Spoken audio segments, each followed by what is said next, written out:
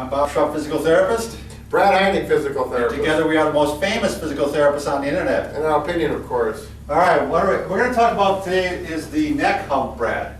And we both thought this was the dowager's hump. But Yeah, it is not a dowager's hump, and we will be talking about the dowager's hump on a different video. Sure. So what are you talking about This here? is basically the neck hump, and that's the where people start to notice. I think you see it in a lot of women. I don't know why, but you start to see this. Well, let's not be sexist here. All right. We're both married. We want to keep things good You start at home. noticing this bump developing, which is really at the bottom of the spine. We have the spine here, don't we? Can you throw it? Yeah. Oh, Nancy's under pressure.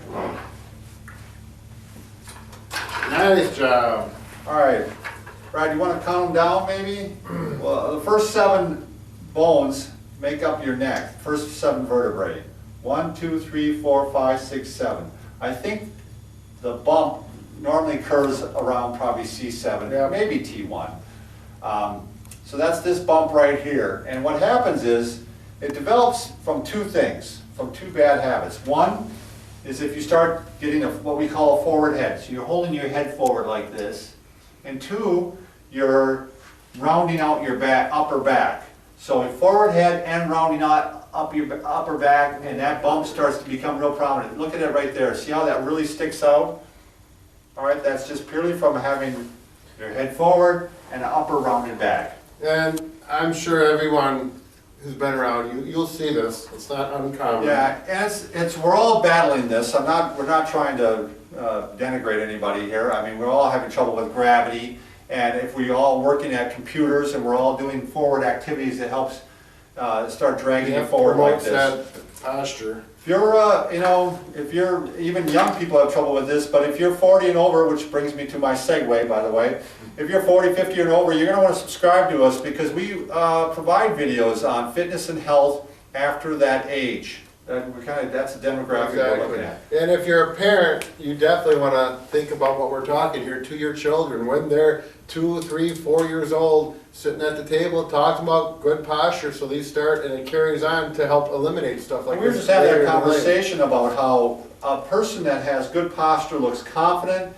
and a person who does not have good posture looks, the word Nancy used was dumpy. Right, Yeah.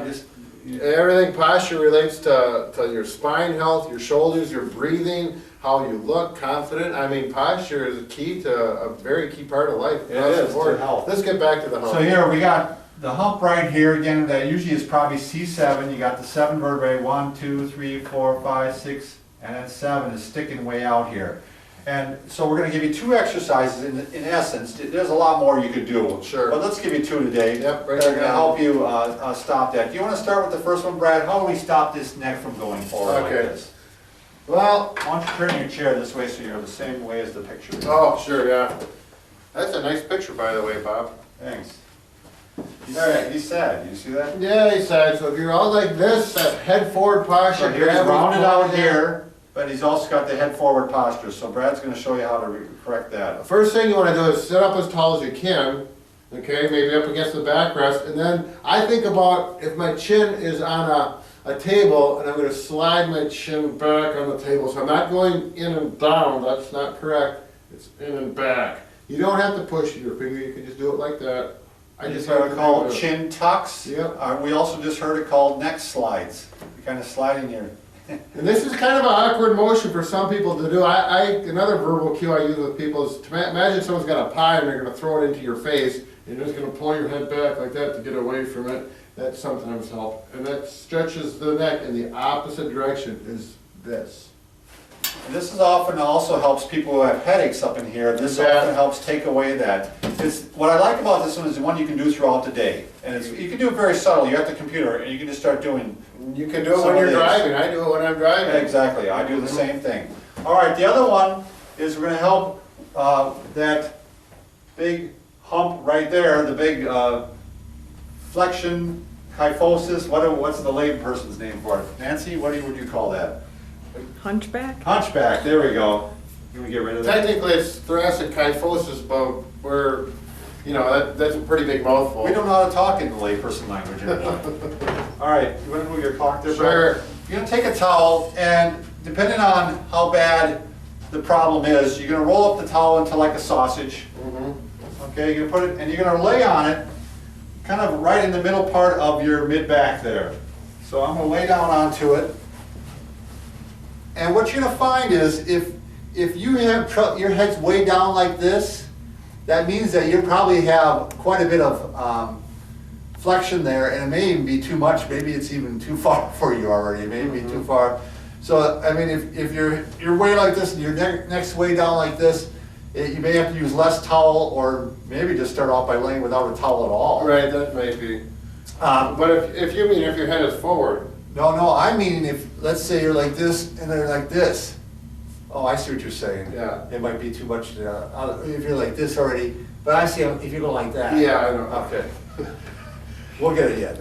All right, I would start off, and I can't do it on this side, but I would just start off in the T position, just laying there. And, yeah, and I would start off with, if you could see if you can tolerate a minute of this. And if you tolerate a minute, then next time you might move up to maybe a minute and a half.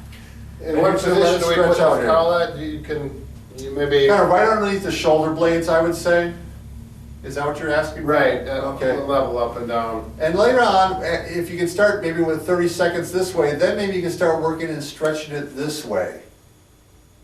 And this is just a great stretch, nice relaxing stretch. You can almost do this with yoga, or do a little meditating with it at the same time. Again, you're gonna work up to a couple minutes here if you can try this. So this is a good end of the day stretch, or I guess you could even do it at the start of the day here before you go to work. Should not be real painful, just to stretch. If it's real uncomfortable and sharp pains, it's too Right, aggressive. it's not good for you to do. The other thing is, you probably won't want to do it on a bed because it's going to be too soft. That's a good point. Unless you have a very firm bed. A carpeted floor is probably the best because you probably don't have a massage plinth at home. But a hard floor would probably be too uncomfortable, so a carpeted floor would be ideal. You're absolutely right, Brad. The bed is probably not going to work. Yeah. It's just going to press down in too much. Sure, too cushy. So, all right. after a while, you'll find out that you're going to be straight as a soldier, right, Brad? Hopefully. All right. Good luck to you.